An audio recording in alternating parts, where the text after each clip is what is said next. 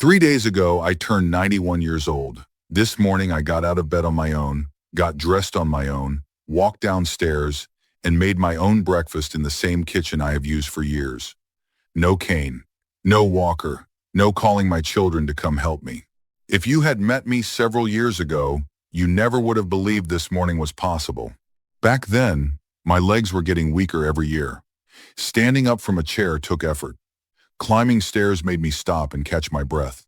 I kept telling myself it was just old age, and there was nothing I could do about it. I was wrong. What changed my life was not an expensive gym, a miracle supplement, or hours of exercise.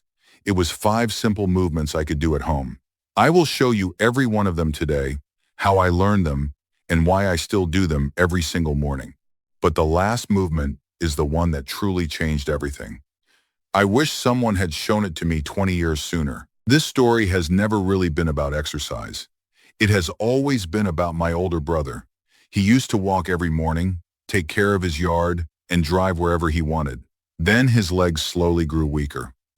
He became afraid of falling. He stopped going out. Before long, he had to move into assisted living because he could no longer live safely on his own. Watching that happen scared me more than I can describe. When my own legs started feeling weak, I saw myself following the same path. That was the day I made a promise to myself. I would not let my legs decide how the rest of my life would be. Before we begin, tell me your age and where you are watching from. And let me ask you one simple question. Can you stand up from a chair without using your hands? Type yes or no in the comments because I would really like to know. For years I believed walking was enough. I thought weak legs were simply part of getting older. Then I met a physical therapist who completely changed the way I looked at strength. He told me we are not trying to make your legs younger. We are teaching them how to work together again. That simple idea changed everything. Instead of doing more, I started doing the right movements. The first one looked so easy that I almost dismissed it, but it became the foundation for everything that came next. The first movement my therapist gave me was called the toe raise. He told me every safe step begins with strong feet, and if the muscles that lift your toes become weak, every walk becomes less stable. That is why we started here, instead of jumping into harder exercises. Stand behind a sturdy chair with your feet about hip-width apart. Rest your fingertips lightly on the back of the chair for balance, but keep your body upright and avoid leaning forward. Keep both heels firmly on the floor throughout the entire exercise. Slowly lift your toes toward the ceiling, as high as you comfortably can, until you feel the muscles along the front of your lower legs tighten. Hold that position for about 1 second, then lower your toes back down slowly with control. Avoid rocking backward, bending your knees, or using momentum to lift your feet. Every repetition should be slow, smooth, and controlled. Complete 10 to 12 repetitions, rest for about 15 seconds, then perform one more set. The movement is small, but do not let that fool you. These are the muscles that help clear your feet with every step you take. As they become stronger, walking across your kitchen, stepping onto a curb, or moving over uneven ground begins to feel steadier and more controlled. That was the first change I noticed, and it gave me the confidence to keep going with the next exercise. The second movement was the seated knee extension. By now, my first few steps felt steadier, but standing up from a chair was still harder than it should have been. I had lost more strength in the front of my thighs than I ever realized, and those muscles do most of the work every time you stand up. Sit near the front edge of a sturdy chair with your feet flat on the floor about hip-width apart. Sit tall with your shoulders relaxed and keep your back naturally straight. Place your hands lightly on your thighs or hold the sides of the chair if you need extra stability. Keep one foot firmly planted on the floor while you slowly straighten the other leg until your knee is fully extended, or as straight as you comfortably can without pain. Flex your foot by pointing your toes toward the ceiling, then squeeze the muscles on the front of your thigh as firmly as you can. Hold that contraction for about 2 seconds. Slowly lower your foot back to the floor over about 3 seconds. Do not let your leg drop, do not kick the leg upward, and avoid leaning backward to create momentum.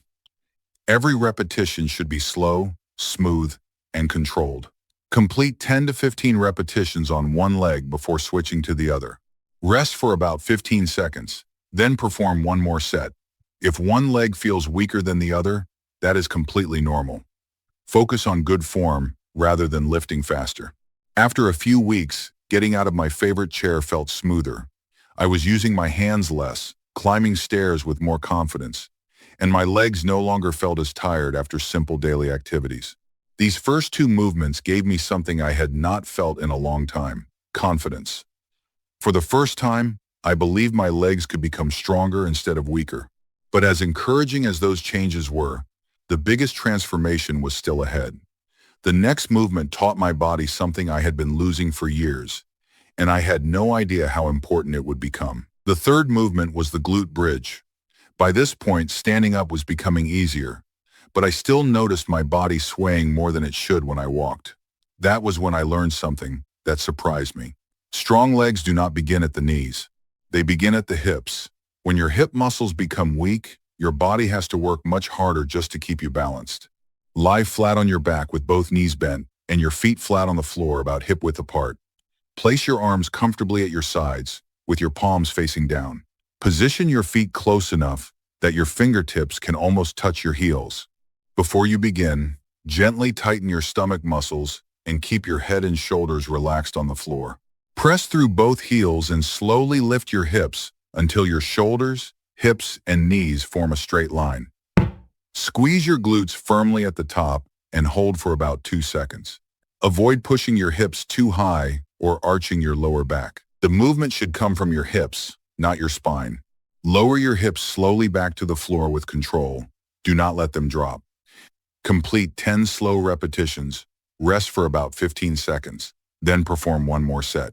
If you feel the exercise mostly in your lower back, bring your feet a little closer to your hips and focus on squeezing your glutes before lifting. After a few weeks, I noticed my walking felt smoother and more controlled.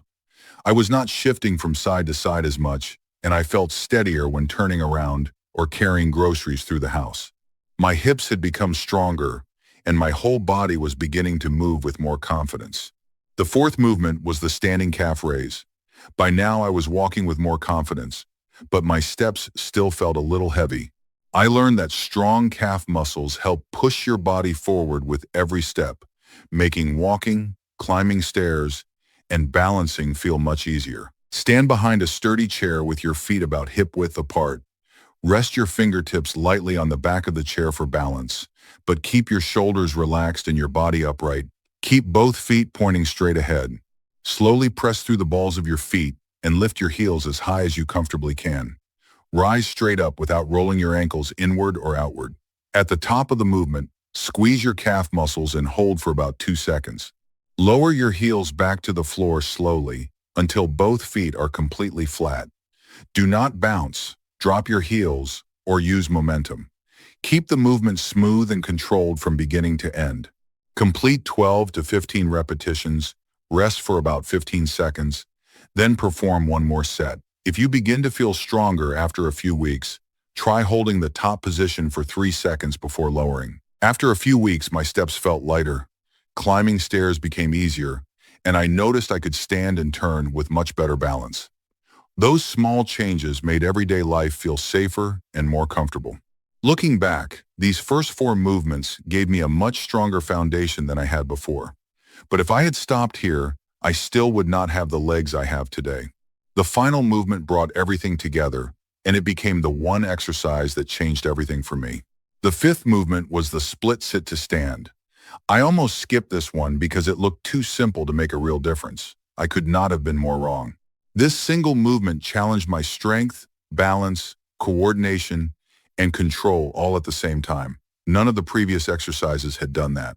Sit near the front edge of a sturdy chair with one foot slightly farther forward and the other foot tucked closer underneath you. Keep your chest up, your back naturally straight, and look forward instead of down.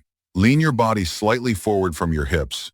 Press firmly through the front foot and stand up without using your hands if you can. Once you are fully standing, pause for about 1 second, then slowly lower yourself back into the chair with control. Let your legs do the work instead of dropping into the seat. Complete 8 to 10 repetitions with one foot leading, then switch your foot position and repeat on the other side. Rest for about 20 seconds before performing one more set.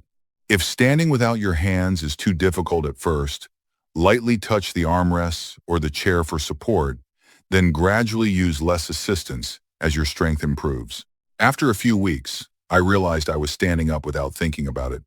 I was no longer pushing myself out of a chair with both hands. Turning around felt steadier, climbing the front steps to my porch felt easier, and I trusted my legs again. That was the moment I understood why this became the one exercise I never stopped doing. It was not just making my legs stronger, it was giving me my independence back. Looking back, the biggest change was never my legs. It was my life. Stronger legs gave me the freedom to keep living on my own terms. I could get out of bed with confidence, walk through my home without fear, take care of my yard, and enjoy time with my family without constantly worrying about falling. Those simple moments became the greatest reward. I still think about my older brother. I cannot change what happened to him, but I can choose a different path for myself. Watching him slowly lose his independence taught me one lesson I will never forget. It is much easier to protect your strength than to fight for it after it is gone. That is the real lesson I hope you remember. Strong legs are not just about exercise. They are about staying independent, enjoying everyday life, and living in the home you love for as long as possible. In the end, real strength is measured by how much of your life you get to keep. If you are still watching, make yourself one promise today. Do these 5 movements consistently. They may seem simple, but simple, done every day, is far more powerful than difficult done once in a while. Your future self will thank you for starting today instead of waiting until your legs become too weak to ignore. Before you go, comment strong legs, your age, and where you are watching from. I read as many comments as I can, and I truly enjoy seeing this community encourage one another from all across America and around the world. If this video helped you, please subscribe and watch the next video. We have many more simple movements that can help you stay strong, steady, and independent for years to come.